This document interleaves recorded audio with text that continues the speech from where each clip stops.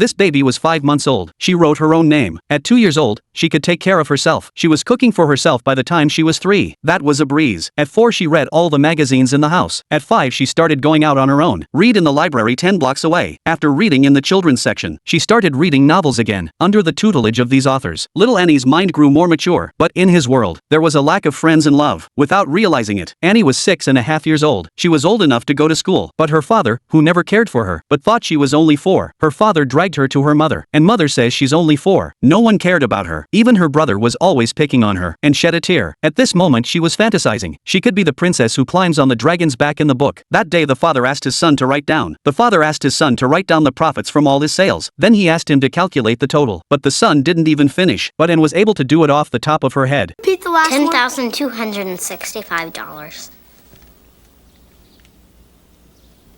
Check it if you don't believe me.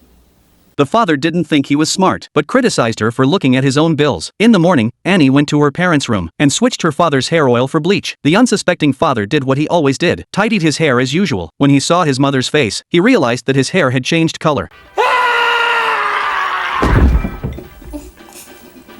In order for his son to inherit his shady used car store, he began to teach business skills. How to sell a $100 scrap car for $10,000. First, he glued the bumper off. Add sawdust to the engine to reduce the noise. The most critical step of all. A hand drill was used to reduce the length of the car. Daddy, you're a crook. This is illegal. And yet the father had the audacity to say, "Listen, you little wiseacre.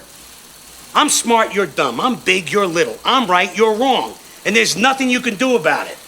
Annie decided to punish him. She put glue on his hat. The family went to the cafe. The father couldn't get his hat off. The mother tried her best.